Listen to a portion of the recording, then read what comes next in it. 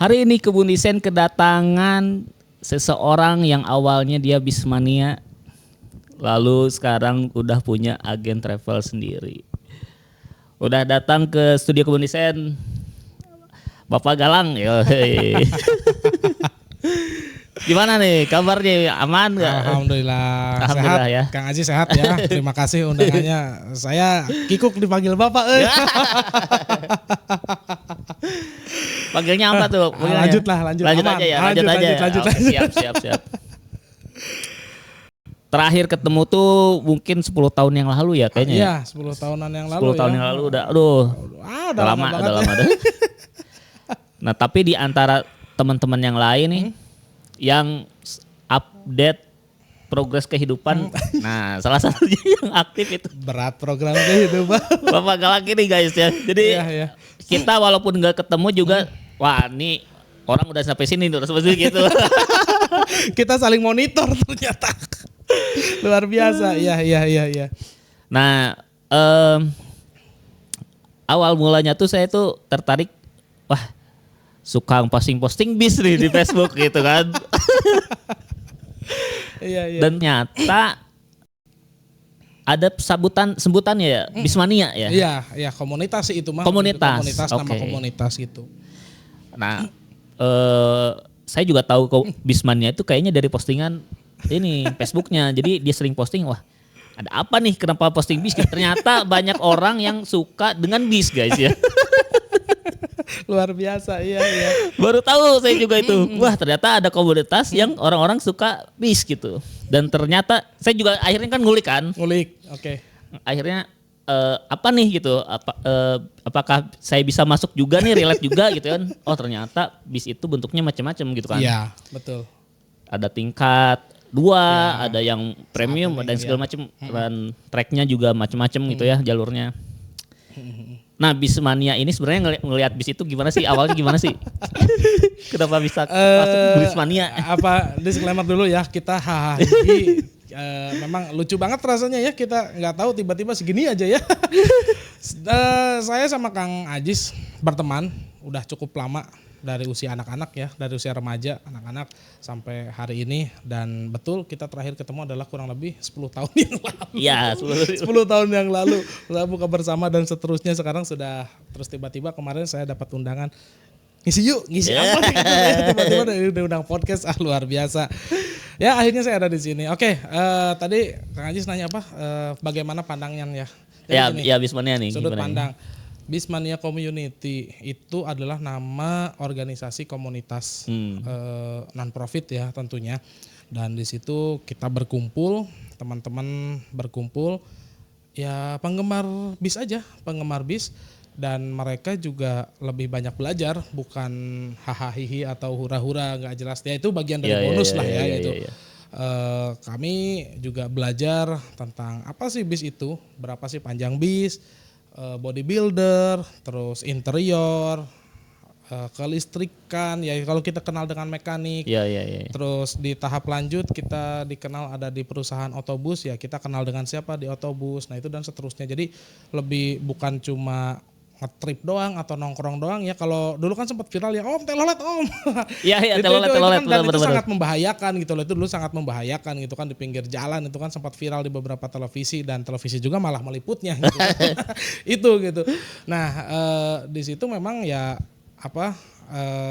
tugas kita mengingatkan gitu ya. Oke, boleh kamu telolet, tapi di tempat yang aman lah. Pastikan tempat yang aman, misal di parkiran atau ketika kru sedang ya bersiap atau sedang bisa diajak bicara. Ya, kalau di jalan memang bahaya ya. Itu sih kita melihat sudut pandangnya dari situ, banyak belajar, banyak cari tahu, dan alhamdulillahnya jadi banyak tahu gitu kan. Banyak stepnya, mulai dari sekedar duduk-duduk ngobrol, terus tiba-tiba kita ngetrip, memberikan rekomendasi atau memberikan report untuk suatu perjalanan, untuk sebuah operator dan seterusnya. Review ya. Review seperti itu. Baik kalau dulu dengan video, ya sekarang mah kan kamera udah canggih ya, 102 megapiksel, 108, kamera SLR pocket sudah bisa mudah ditemukan gitu kan. Kalau dulu kan kita masih pakai handphone 3GP yang kecil dan itu jadi bahan laporan. Dan kadang juga kita nulis caper, laporan itu bisa catatan perjalanan, dan seterusnya itu banyak contohnya lah itu. Kurang lebih seperti itu. Berarti sampai belajar mungkin ke bis-bisnya gitu ya, dalamannya gimana nih, Iya, kalau spek-speknya gitu ya. kalau kita beruntung atau kita punya teman, punya akses ke ke mekanik perusahaan ya kita bisa dengan mudah dapat info, kita bisa dengan mudah dengan Iya. atau ada lagi kita yang bisa datangin ke ATPM. ATPM itu apa tuh? Agen tunggal pemegang merek. Jadi ke brandnya gitu. Ke brandnya kan brand di Indonesia itu kan dua besar itu Mercy dan Hino gitu ya. Nah itu ya kita berkunjung ke pabriknya, ke Wanaherang Bogor berkunjung, Hino Purwakarta berkunjung, ke bodybuilder pembuat body bis, ya kita berkunjung bahwa ya nama-nama besar lah ya, Adiputro, Tentrem di Malang atau Laksana di Semarang itu kita kunjungi itu, lihat dalamnya, ngobrol terus. Apa bedanya, bagaimana proses pembuatannya kita lihat, diajak room tour, terus kita diajak plan tour dan seterusnya gitu sih kira-kira. Ya, menarik sebenarnya Bismania itu menarik kalau kita pelajari tentang bis itu sebenarnya otomotif itu bagian dari otomotif. Jadi otomotif ya bener. Panjang dan bisa dalam lah, berbagai macam di dalamnya ya. Iya banyak hal, oke. Nah, bisa sampai dari bis dari penyuka bis sampai buka travel sendiri memang dimotivasi oleh Bismania atau enggak? Dari kesukaan bis atau enggak? Iya. Karena kalau saya lihat kan awalnya nih suka posting bis, tiba-tiba buka travel. Wah, ini definisi hobi yang dibayar nih. Wah nih, kata saya bisa jadi iklan rokok nih. Iya. Jadi basically memang berangkat dari hobi, Kang. Kita berangkat dari hobi, terus kemudian kita lihat nih, berpeluang nih untuk menghasilkan. Ya sudah, kita coba gitu kan. Karena kita tempat main kita ya terminal, kadang-kadang agen-agen bis di pinggir jalan, di kaki. Seperti itulah kita. Nah itu ya kita pengen tahu dong. Laki-laki itu selalu ingin tahu bagaimana dunia bekerja. Iya. Kan itu kita tanya dong. Gimana nih? Mas, ini gimana sih prosesnya kalau mau jual tiket bis? Wah, kamu ke Jakarta, Lang. Kamu ke Jakarta, tanya ada mandornya di Jakarta namanya kan biasanya gitu. Ada mandornya di Jakarta, tanya aja. Oh ya sudah. Terus sampean digaji atau gimana sih biar punya untung atau dapat uang? Kita model komisi. Ada yang model komisi, ada yang model digaji. Nah, seperti itu. Kalau komisi berapa sih ya tergantung. Ada yang ribuan, maksudnya potong harga tiket. Ada yang presentasi dari harga tiket, gitu. Ada yang gajian. Yang gajian itu ya sebulan digaji berapa, terakumulasi berapa. Nah itu kurang lebih seperti itu. Gitu sih kondisinya. Sampai akhirnya sekarang jadi buka agen. Iya, saya ketawa dulu sih Bang. Karena memang sekali lagi tadi laki-laki tidak akan pernah dewasa dan laki-laki selalu ingin tahu bagaimana dunia bekerja kan itu ya. Nah akhirnya ya saya coba telusuri karena buat saya bepergian itu adalah sesuatu yang menarik dan itu rutin saya lakukan gitu sampai hari ini gitu. Dan kalau dulu bepergian itu pulang pasti naik bis gitu kan, pasti naik bis. Cuma sekarang aja nih alhamdulillah punya kendaraan jadi oke lah nyetir karena sudah berkeluarga juga gitu kan. Kalau sendiri saya tetap lebih milih transportasi umum gitu, naik bis atau naik kereta gitu kan. Tapi prefer bis sih, lebih prefer bis gitu. Nah pada suatu hari di COVID era pertama atau era kedua gitu ya, ada perusahaan yang membuka kesempatan, sedang melebarkan sayapnya untuk menambah jaringan agennya di daerah Jabodetabek dan di daerah Jawa Tengah. Basisnya di Jawa Tengah. Ini apa bis nih? Bis juga bis, ya. Sudah bis. Akhirnya dengan berbagai komunikasi berangkatlah saya ke Magelang. Ikutan. Ke kampung halaman. Saya tahu itu perusahaan tempat saya lahir di Magelang.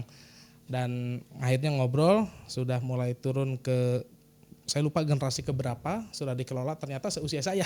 Seusia pemiliknya? Kita. Ownernya saat ini seusia kita. Saat ini seusia kita ownernya. Iya. Dan dia membuka kesempatan untuk menjadi agent. Karena dasarnya saya yang penasaran, satu, insting jurnalistik saya masih wah masih hidup waktu itu, penasaran, dan sekali lagi laki-laki selalu ingin tahu bagaimana dunia bekerja. Ya sudah, oke kita deal, walaupun waktu itu harus bayar. Jadi dia menjual keagenan. Kayak franchise gitu berarti ya? Ya, menjual keagenan seperti franchise, dan saya ambil. Saya adalah kemudian ditetapkan sebagai agen di Karawang untuk ya mengelola bisnya dia. Kalau ada penumpang saya bisa request, bis datang ke tempat saya naikin, saya dapat komisi. Oh, brandnya apa bisa disebut? PO Santoso. PO Santoso. PO Santoso, naungannya PT Santoso Kencana Sakti kalau nggak salah ya, saya lupa. Trayeknya dari Karawang ke Malang berarti? Trayeknya Jakarta Jogja. Oh, Jakarta Jogja. Wonosari. Jogjanya di Wonosari, di atas ke Gunung Kidul. Jadi kalau misalnya teman-teman ke Parangtritis atau ke apa, nah itu bisa naik dengan Santoso, nanti turun di terminal Wonosari atau terminal di atas. Nah itu nanti tinggal melanjutkan. Gitu sih kurang lebih. Iya. Nah, dari bis nih tapi peminatnya banyak tuh yang ketika buka agen itu. Cukup banyak, tapi perkembangannya cukup bagus. Karena kondisi saya aja sih, saya yang kurang tim dan aktivitas harian juga cukup padat.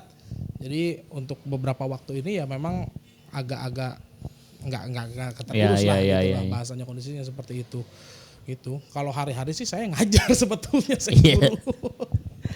Berarti kerja juga lah ya, kerja juga, bisnis juga. Itu bagian dari usaha gitu lah, gitu sih.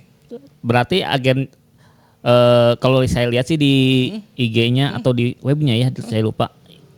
Kan gak cuman bis tuh. Ya. Yang lain juga meramah tuh akhirnya. Ya, jadi gini.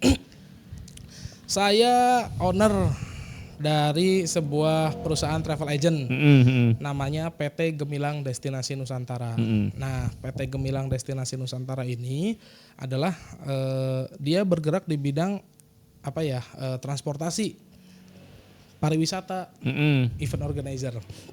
Pariwisata dan berarti sekalian transportnya, sekalian IO-nya. Nah, jadi gini. Kalau teman-teman ngelihat biasa jual paket wisata, nah paket wisata itu kan komponennya ada rumah makan, ada transport. Nah itu saya bukan ngakalin sih maksudnya.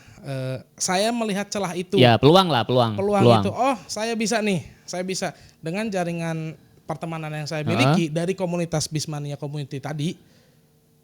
Kayaknya saya bisa nih mengelola dan mengolah kemungkinan-kemungkinan yang terjadi. Ya sudah, saya berangkat dari situ.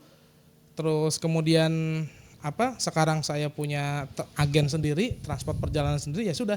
Jadi kalau misalnya saya mau pergi nih Jakarta Jogja, saya mau pulang ke Magelang, ya udah saya tinggal isi aplikasi sendiri, pulang sendiri. Kemudahannya itu. Udah gitu. Bisa untuk dipakai sendiri ya. Iya, bisa dipakai untuk sendiri gitu loh. Ya yang penting lapor kantor. Yang kedua misalnya gini, saya mau jual paket Jogja. Kalau yang dijual di website itu kan atau di itu paket Jogja minimal 10 orang. Ya kan? Ya. Nah itu kan mereka, kita 10 orang, grup lain 10 orang, bersatu kan, pakai bis pariwisata. Saya enggak. Maksudnya gimana tuh? Saya enggak. Paket Jogja, 2 orang berangkat. 2 orang berangkat. Dari sini misalnya, oke, kita naikin bis tadi, kita naikin PO Santoso. Nanti begitu sampai Jogja, saya sudah siap transport di sana, yang langsung handling. Dan paket wisatanya udah langsung mulai jalan di sana, kan gitu. Tapi yang ngolah di sana ada lagi gitu ya. Ada lagi tim saya di sana. Jadi visi misi kita tuh nasional. Visi misi kita nasional. Jadi kalau misalnya kita butuh apapun, sudah on hand kita telepon, dikondisikan, selesai. Itu sih. Iya. Kondisinya seperti itu. Jadi kalau teman-teman ngelihat di postingan IG atau iklan lain kan, oke, Yogyakarta 600.000 per pax, minimal 30 orang. Ya kan? 30 orang. 30 orang kan. Karena itu kan dia harus pakai bis medium. Itu kan pakai bis medium. Sementara saya 2 orang berangkat. 2 orang berangkat. Ayo, dari sini kita shuttle, memang kita naikin bis reguler. Karena bis regulernya kan di tangan saya juga. Satu tempat kan. Kita naikkan, begitu turun, di sana sudah ada driver kita yang sudah siap untuk nunggu. Menyambut lah ya, menyambut di sana. Tinggal pilih mau naik apa, mau naik Innova, mau naik Avanza. Itu sudah ada. Iya, sudah punya paketan untuk itu. Menarik ini. Iya. Sebenarnya bisnis agen itu nggak harus punya armada gitu kan ya, berarti ya? Sebetulnya tidak, cuma gini loh, kadang-kadang melihat gini. Kang Ajis punya kebun desain, ada tempatnya. ada studio desainnya, Ya, ya kan? ya. Begitu orang lihat, oh punya sendiri, Ya. ya kan? Nah kurangnya adalah model kayak saya nih yang nggak punya tempat gitu kan. Heeh. Hari mana calo? Iya. Pertanyaannya kecil tapi menusuk ke hati gitu loh. Tapi ya kan tidak seperti itu. Kita berjejaring. Saya punya perusahaan, saya turun ke lapangan, ketemu teman-teman. Ternyata teman-teman juga ada yang, gue gerak loh, main rental mobil. Lu di mana? Di Jogja. Wah wisata itu mainnya. Iya. Kamu mau kemana? Oke, misalnya saya kasih 5 tempat sehari 400.000. Itu kapasitas berapa? Ya udah isi 7 orang nggak apa-apa. Wih, sangar nih katanya. Nah itu jadi, akhirnya kan tadi saya bilang 2 orang berangkat, ya itu tadi. Ya. Sebenarnya mah kalau kita lihat anggap calo semua ya Gojek juga calo. Dia kan nggak punya drivernya tuh malah nggak punya. Bahasanya kan jadi mitra. Iya, jadi mitra, bahasanya benar, kan jadi mitra ya gitu ini kan. juga mitra kan gitu. Nah, akhirnya kan kita bermitra, berteman, kita punya paguyuban, kita punya perkumpulan komunitas orang-orang pariwisata gitu kan. Iya. Nah, itu kok seperti itulah kondisinya gitu. Nah, jadi sebenarnya si bisnis agen travel ini menghubungkan mitra-mitra aja gitu ya. Bisa seperti itu atau memang kita kelola sendiri. Ya, kalau kelola sih tapi cuman harus beli armada segala macam. Iya kan, investasi bis itu kan sekarang kalau baru itu 1,5 M, 2 M baru 0 kilometer. Tapi kalau yang teman-teman second itu ya minimal punya 500 juta teman-teman yang bisa punya 1 unit sih, bisa punya Mercy atau bisa punya Hino. Nah itu kan tinggal jualan, tapi kan posisinya teman-teman jadi beban sosial juga kalau bisnya nggak jalan, kalau uang dingin bahasanya kan kita nggak pusing, BPKB di tangan kita nggak setoran. Tapi ketika uang itu uang panas, mobil leasing, coba pusingnya kayak apa? Ya pusing lah pusing. Itu walaupun itu bagian dari resiko ya, dari resiko dan ya alhamdulillah Allah takdirkan sampai hari ini saya belum punya unit. Sebenarnya kan kalau beli juga maintenance-nya kan lumayan. Maintenance kan juga cost-nya cukup tinggi. Ditambah kita harus punya tempat. Iya tempat tuh. Bis kan bukan barang yang kecil parkir, ya. Wah parkirnya di mana itu? Parkir, harus parkir dan lain sebagainya. Kita punya kru spare part standby dan lain sebagainya, resiko gitu kan. Nah ya akhirnya ya sampai saat ini Allah takdirkan saya belum punya unit. Tapi di sisi lain saya tetap berusaha bagaimana caranya saya bisa mendapat peluang mencari celah di kesempitan di teman-teman yang punya unit itu gitu loh. Ya ini saya kerjasama, bro mau dong bawa kita, ya udah jualan aja Mas Galang, nggak usah pusing, kita kasih best price, kasih HPP katanya. Bener nih, iya udah kita kasih HPP, ya udah gitu kita jual. Itu mitra-mitra itu dapat dananya dari komunitas itu juga yang Bisman ya? Enggak. Beda lagi? Dananya. Bukan itu mitra-mitra, kenalan mitra-mitra itu. Mitra itu saya dapat juga dari komunitas. Jadi misalnya saya ketemu Kang Ajis nih, Kang Ajis, teman gue tuh punya rental mobil. Nah, ketemu sama rental mobil. Ngobrol nih A B C D, ternyata ketemu sama teman saya yang satu lagi, saya kenal. Udah gitu. Jadi kalau kata orang wisata mah dunia teh sempit. Ketemunya itu lagi gitu ya. Kan? Dia. Ini maneh deui. Nah, itu hal-hal seperti itu lumrah dan umum terjadi gitu loh. Walaupun dunia ini kan luas ya. Kita ketemu lagi. Sejatinya dunia ini kan luas. Nah, itu sih gitu Kang Ajis kondisinya. Nah, itu ya. Jadi untuk punya bisnis agen travel sebenarnya nggak harus punya base lokasi dan armada yang banyak gitu ya. Itu kalau teman-teman lebih lanjut ya silahkan. Mungkin bisa seperti itu. Tapi kalau untuk teman-teman yang masih bergerak dari bawah, merintis dari nol, ya sudah. Bisa juga dengan cara bermitra tadi gitu ya. Benar. Bisa dengan cara bermitra seperti ini tadi. Kalau bermitranya sudah jelas, sudah bagus, ya sudah itu teman-teman juga pasti akan terkenal gitu. Dengan sendirinya gitu. Dengan sendirinya seperti itu.